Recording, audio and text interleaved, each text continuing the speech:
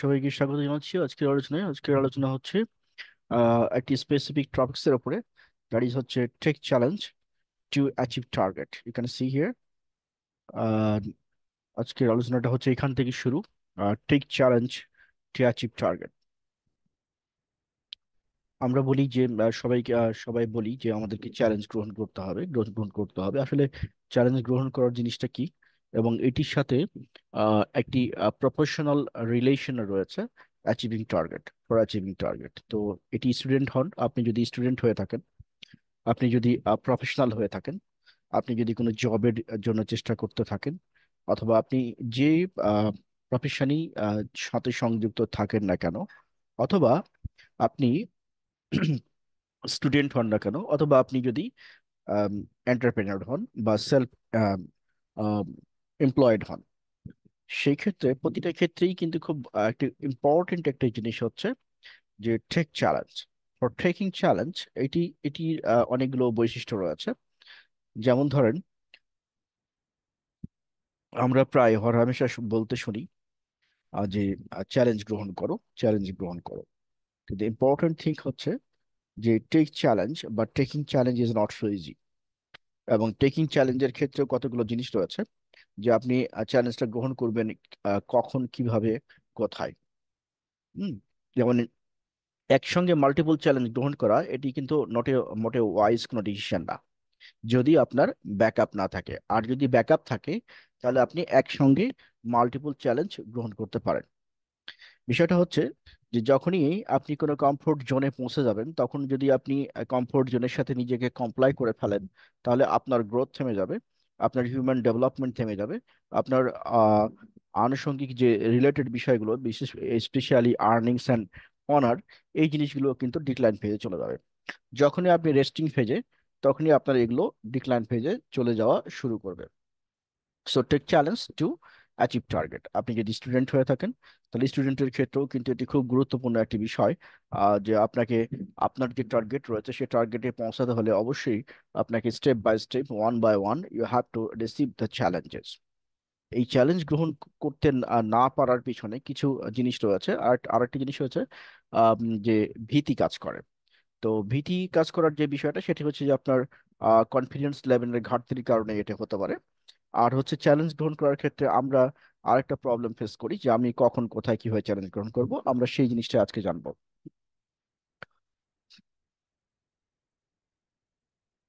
আচ্ছা, এখানে দেখতে পাচ্ছেন যে টেক চ্যালেঞ্জ, সর্বদাই চ্যালেঞ্জ গ্রহণ করুন, কারণ সফলতা অর্জনের সাথে মানুষ ঢিলা হয়ে যায়। ঢিলা মানে মানুষ হচ্ছে স্লো হয়ে যায়। সো এটি হচ্ছে ঢিলা। এই ট্র্যাপে 99% মানুষ তার কাঙ্ক্ষিত প্রত্যাশা হতে দূরে সরে যায়।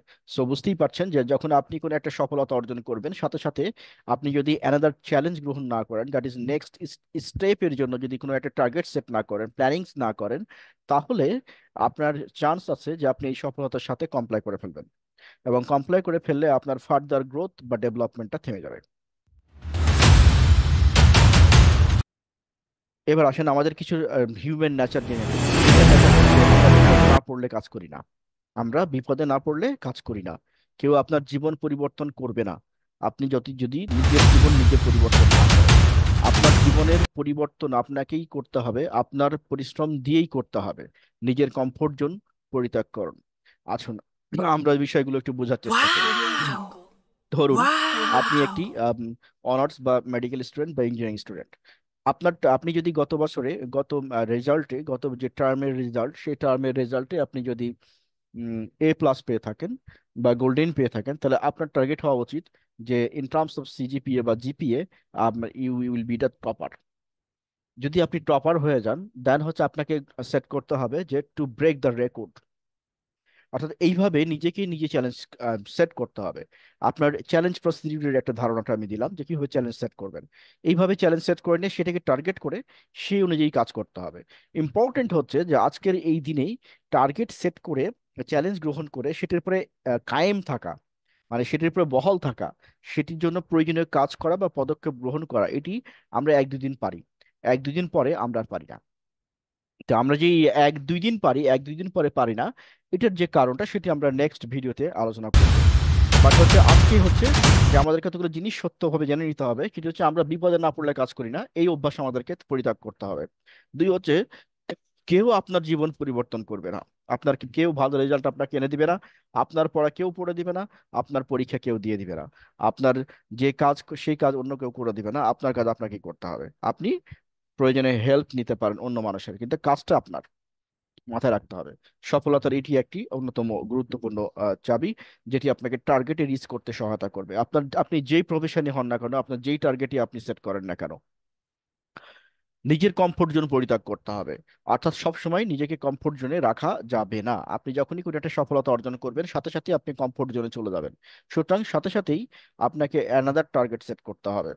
তবেই কিন্তু এটা ধারাবাহিক প্রোগ্রেশন বা ধারাবাহিক ডেভেলপমেন্ট লক্ষ্য করা যাবে। এবং এটা আমরা গোটা ওয়ার্ল্ডে যত যত বিলিয়নিয়ার রয়েছে তাদের সবার ক্ষেত্রে কিন্তু এই চিত্রটা আপনি লক্ষ্য করবেন। আমরা কেস স্টাডি যখন করব তখন আপনারা বুঝতে পারবেন। হাউ টু টেক চ্যালেঞ্জ, আপনি কিভাবে চ্যালেঞ্জ গ্রহণ করবেন। হ্যাঁ, ক্রিয়েট, এটা create liability, to take the challenge, create liability, liability with respect to your income and think to earn money by doing more and more। এখানে একটা জিনিস খেয়াল রাখতে হবে, যে সেটি হলো যে আপনি যখনই কোনো চ্যালেঞ্জ গ্রহণ করবেন তখন সেটা যেন আপনার সাথে সামঞ্জস্যপূর্ণ হয়। অর্থাৎ ধরুন আপনার একটি গাড়ি আছে, আপনি আরেকটি গাড়ি কিনতে চান। তো সেই ক্ষেত্রে আপনার হচ্ছে যে আপনি যে সেকেন্ড গাড়িটা কিনবেন, সেই গাড়িটা ধরেন 70 লাখ টাকা বা 1.5 কোটি টাকা। তো এই যে গাড়িটা আপনি কিনবেন, এই গাড়িটা কেনার জন্য আপনার ইনকাম, যে বর্তমানে যে ইনকাম লেভেলটা আছে সেই ইনকাম লেভেল থেকে আপনার এই গাড়িটার যে ইএমআই বা ইনস্টলমেন্ট সেটি আপনি সাপোর্ট দিতে পারবেন কিনা, সেটি আগে অ্যাসেসমেন্ট করতে হবে। ব্যাপারটা যেন এরকম না হয়ে যায় যে আমি যে টাকাটা লোন নিব বা যে টাকাটা দিয়ে আমি গাড়ির পিছনে ইনভেস্টমেন্ট করব, সেই টাকাটা আমার আর্নিং, সেই টাকাটার যে ইনস্টলমেন্ট সেই টাকাটা থেকে আমার যে আর্নিং সেটি হচ্ছে অনেক নিচে। অর্থাৎ প্রতি মাসে আপনাকে লোনের টাকা থেকে ইনস্টলমেন্ট পরিশোধ করতে হবে। এরকম হলে কিন্তু এটি আবার কিন্তু চ্যালেঞ্জ গ্রহণ করা বলে না এটাকে। এটাকে কি বলে? এটাকে হচ্ছে বিধ্বংসী কার্যক্রম।